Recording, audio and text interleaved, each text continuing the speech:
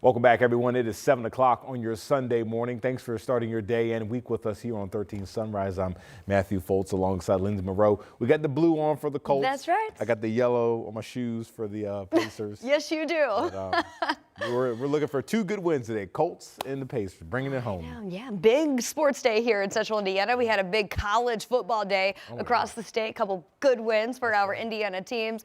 So we're hoping for some more wins today. That's Pacers and Colts, we're looking at you. That's right. And if you're just waking up, it's a little brisk out there if you're having to step out the door, maybe to worship service or run some errands in the next few hours. But we're shaping up to be a good week, Lindsay. It is. It's really going to warm up after today. So we're going to talk about the cool temperatures. Real quick, wanted to hit on this traffic note again. We've been talking about this through the morning. We had an earlier semi-fire and at one point had all lanes of I-70 westbound blocked as you are approaching State Road 9 over in Hancock County. Does look like we still have some emergency crews here on scene, but they are letting traffic by at this point. So that is some good news. This did create quite the backup though on I-70 westbound. So if you're coming toward the city early this morning, we will keep you updated on that and let you know when everything clears along I-70 westbound at State Road 9 over in that construction zone. Now temperatures are continuing to drop. At 7 o'clock we still have over an hour until the sun comes up, so that means our temperatures are going to continue to drop until that happens. We've got pretty widespread frost possible at 31 in Kokomo. We are right at the freezing mark over in Lafayette. It's 32 in Terre Haute, 35 in Shelbyville, and 32 right now in Columbus. So some pretty chilly temperatures in some outlying locations this morning. I would layer up because it's going to stay cool over the next several hours. Eventually temperatures recover to the low 60s later today under that mostly sunny sky. 63 was the high yesterday as well. So very similar when it comes to our high temperatures later on today. Highs across central Indiana will range from 60 in Richmond to 66 in Terre Haute. Overnight tonight, one more night where frost is going to be a possibility. That's with temperatures that will likely fall back into the mid to upper 30s.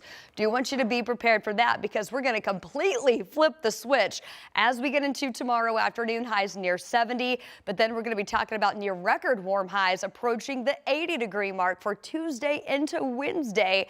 Those 2 days will also be very breezy, so any outdoor plans you might have, keep in mind 35+ mile-per-hour wind gusts will be possible as we see those highs approaching 80. And then, of course, the all-important outlook for Halloween this year. We need the rain. We're going to get some of it Halloween morning. We'll talk about how that will impact your trick-or-treating plans looking ahead at next Thursday. That's coming up in the full forecast.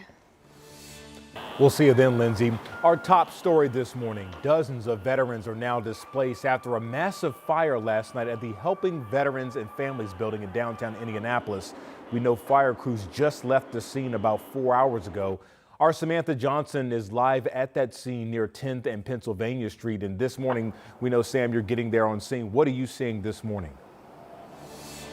Well, Matthew, it is certainly much more quiet than it was here just a matter of hours ago. Like you mentioned, this building helping veterans and families, and it's exactly what it sounds like. They help veterans and their families get back on their feet if they're going through hard times. But now some of the people who relied most on this building are left with nothing this morning. I know it's kind of hard to tell where we are when it's still dark, so I want to show you on a map where we are here in downtown Indianapolis. Right, like we mentioned, this is just on the corner of Pennsylvania and 10th Streets here on the north side of downtown, and this is where that massive fire broke out just after 9:30 last night.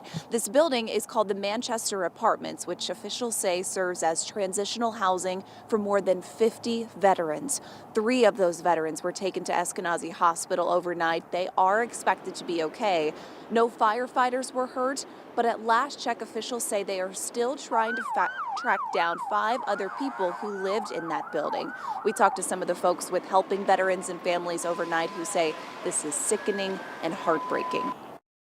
These are men and women who have already faced significant barriers and are trying to turn their lives here around to HVAF. So a devastating loss like tonight is not helpful for them, and my heart just breaks for those that are losing all of their belongings today.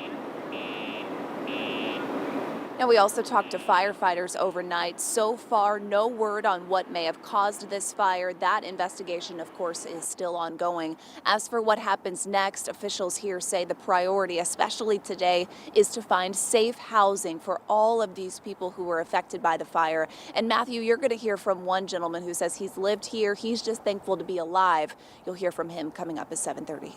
Yeah, certainly glad those folks are alive and certainly still praying for everyone impacted. Our Samantha Johnson reporting live for us downtown. Thanks, Sam. We'll check back in with you soon.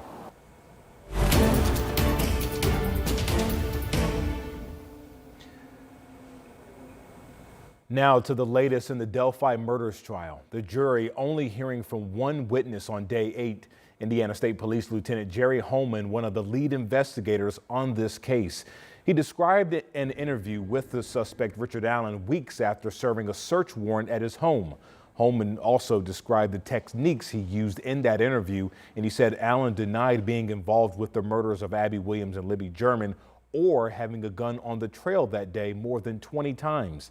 Holman said that Holman also testified saying that he lied to Allen, telling him a police expert identified him as, quote, bridge guy in the video on Libby's cell phone.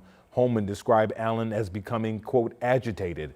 He says Allen told him, quote, I'm not going to tell you something I didn't do. I don't care what you do to me. I'm not going to tell you I did something I didn't do, end quote. The defense tried to go after the tone of Holman's interview with Allen. Attorney Andrew Baldwin also got Holman to admit the errors in the investigation, among them leaving the bloody sticks that were on Abby and Libby's bodies at the crime scene and coming back later to collect them. Baldwin also asked to be able to show the jury video from Allen's interviews with police.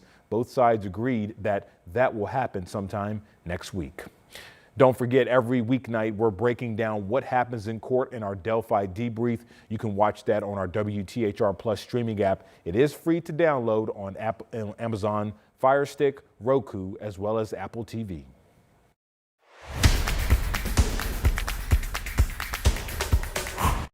.707, how about those Hoosiers? IU football now with a perfect 8-0 record, continuing their undefeated streak. A 31-17 victory over Washington Saturday, even without their starting quarterback.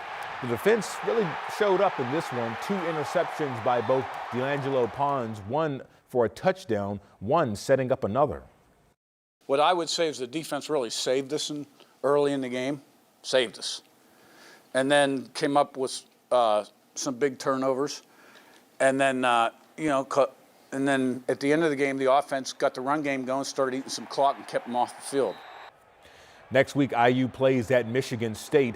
They have the chance to go 9-0 for the first time in school history.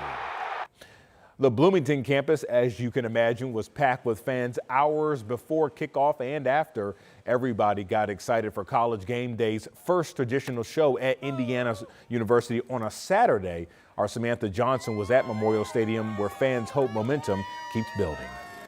This is amazing. Like, I cannot believe this is real. Right now at Indiana University, we got a lot of fun going on over here, I'll tell you that. Cheers! It's all fun and games, with custom shirts, Study later, and all the food you can stomach. So we got a little marinated flat iron steak. We've got some smoked and marinated chicken wings. And for the alumni, this one just means more. Yeah, we've been together for a long time, friends since the early to mid 80s. And we have been IU fans since 1967, and that's the truth.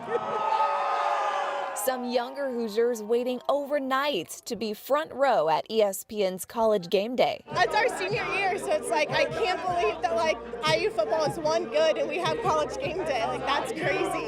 We have a lot of different people here, but it's fun to all collide and come together and bleed crimson and cream, baby. Even some Washington fans supporting the Cream and Crimson. They've got a great team. I'm hoping for them to go all the way, except for today, of course. Other fans waiting forever for what head coach Kurt Cignetti has now delivered in B-Town. I firmly believe he's going to bring us a national championship. I think this is the new IU football.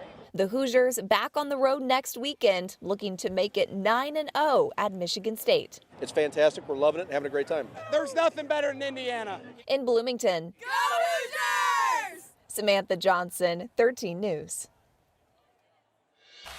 Yeah, certainly an historic run. The Colts are in Houston right now getting ready for their game against the Texans. Some good news for the team this morning. 2 Colts players are coming back from injured reserve. Defensive tackle DeForest Buckner and linebacker Cameron McRawn have both been activated, so they're no longer questionable. Kickoff is at 1 p.m. 13 Sunrise will be right back.